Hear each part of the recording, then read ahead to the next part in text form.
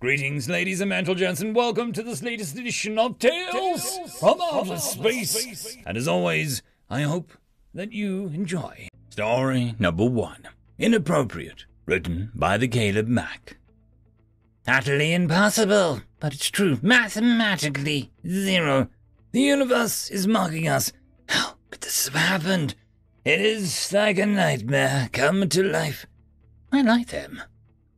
The access kept quiet as the utter pandemonium of the small chamber rattled the membranes of his outermost ears uncomfortably.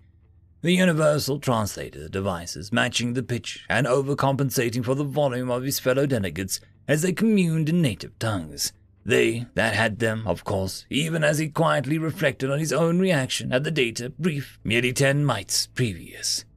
The panic subsided as the delicate Ride-Heist tapped the button before him. A gentle pulsing of multicolored light flooded the room. The conference table they sat around being the source.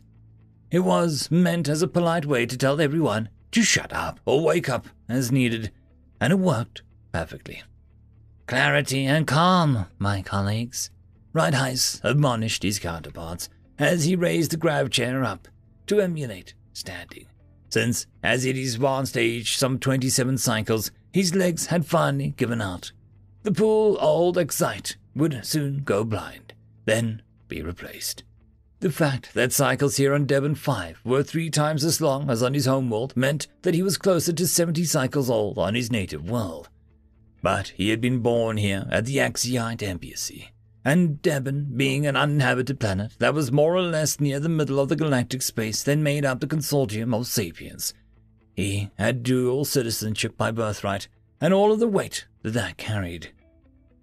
Dix, how reliable is this information? The elderly diplomat inquired, his even tone soothing, even if it was mostly grunts and clicks before the UTD got to it. Absolutely so. The ship captain has almost 50 cycles of experience within the Bahra fleet, and is one of our 10 most decorated ship handlers in the last 2 generations. Before anyone could point out that much of that had been solely against his people's closest neighbors and rivals, the Serene, who had actually made the first contact with the race in question, he held up a 3-digit hand and spoke.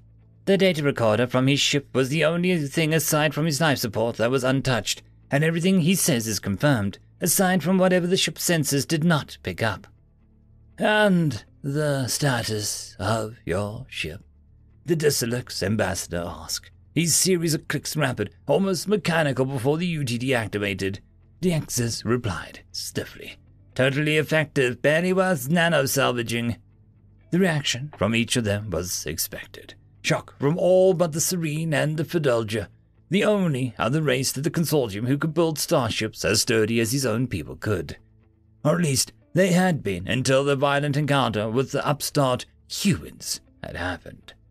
The simulated image on the display showed the human warship for anything that big and that symmetrical and that aggressive looking, that ugly, and could only be meant for war. And everyone seemed to agree, except, of course, for the Serene. Kinetic weapons pushed directly through the polarized wave shields and pierced the hull of the ship over 1,000 times before they activated a high-yield, low-frequency optical weapon, which would have been deflected by our then overloaded shields. Instead, it melted the reaction engines, cut the secondary hull almost fully in half, and burned out the communication relays. All in less than half the time it took me to tell you this. An optical weapon did this? The Xylac ambassador wheezed out in shock.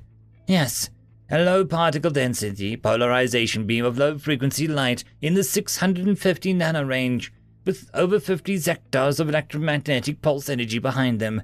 High yield and power input, but low frequency.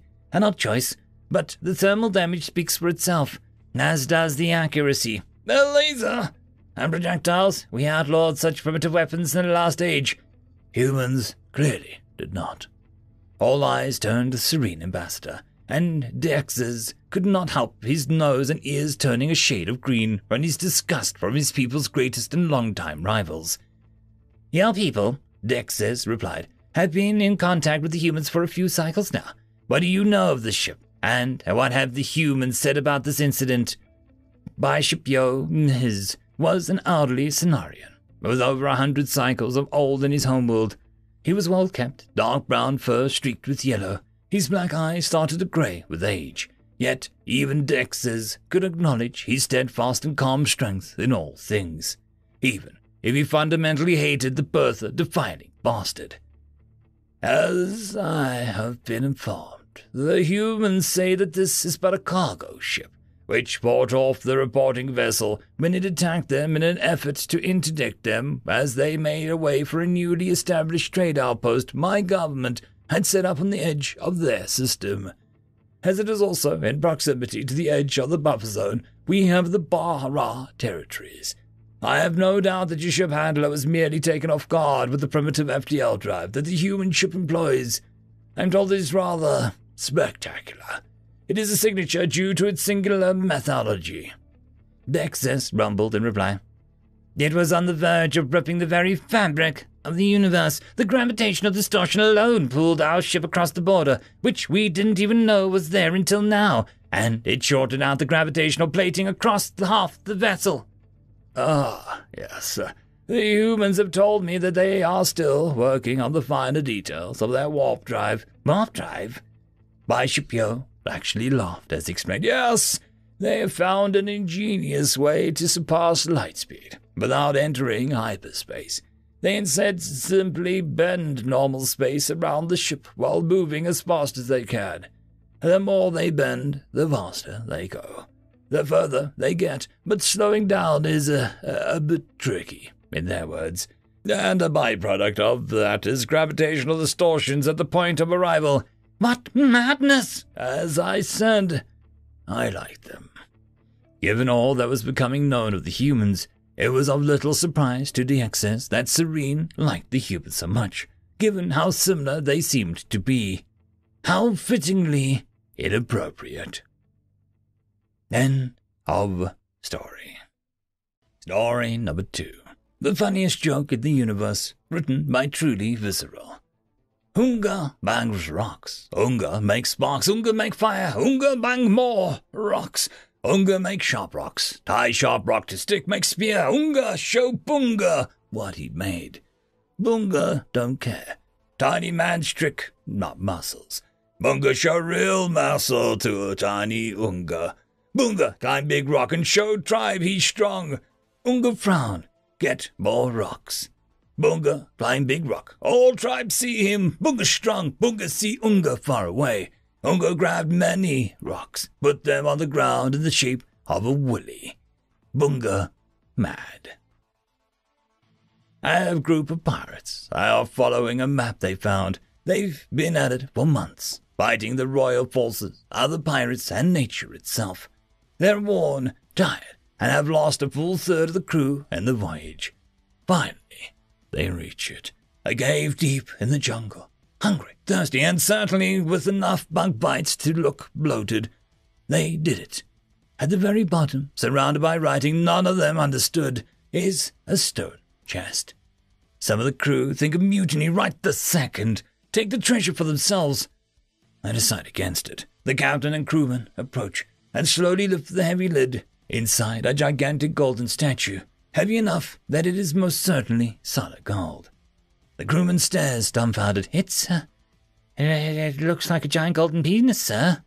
The captain smacks him upside the head. Oh, really, James? Whatever gave you that idea? Is it the fact that it is a giant gold dick?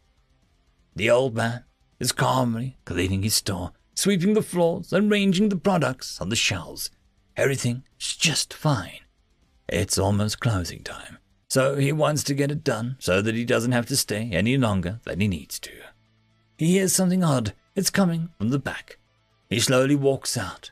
Behind some dumpsters, he sees a bunch of kids, probably no more than 14 or 15, covered head to toe in dark clothing so as to blend in with the night.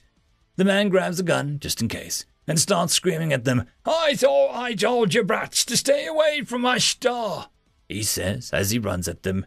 The kids scatter, dropping the cans of spray paint that they were carrying. The man looks at their artwork, and then back alley of his store. He frowns and turns to the kids still in the distance. You brats, you stop throwing dicks on my store. The war for the humans was going poorly. We had the advantage at first, considering that they had only established colonies at 2 of the closest neighboring stars. But it would seem that they managed to reverse engineer the ships down back then. Now, it's been decades, and we have been pushed back hard. We had recently lost contact with the entire fleet sent into the latest base. The last transmission was undecipherable. The admirals decided to send a small force to that star and see from a distance what the damage was. There was nothing on at first, except of course the very clearly not human ships being carted away for scrapping. Suddenly, we are being pinged. They've obviously noted that we were there, yet weren't attacking. Instead, they simply point to a direction. We see nothing at first, and suddenly a heat signature shows up on our monitors. It's one of the ships sent to attack the human base. Its combat capabilities are completely neutralized, and its FTL engine has been removed. In sight are apparently survivors of a recent battle. The humans tell us to take them and leave. Not like we can refuse. To attack them now is pointless with a small token force. Something's painted on the side of the broken ship in bright colors, though most of us are unsure of what it is at first. As we get closer, we realize that all of us do the equivalent of groan and roll all of our eyes.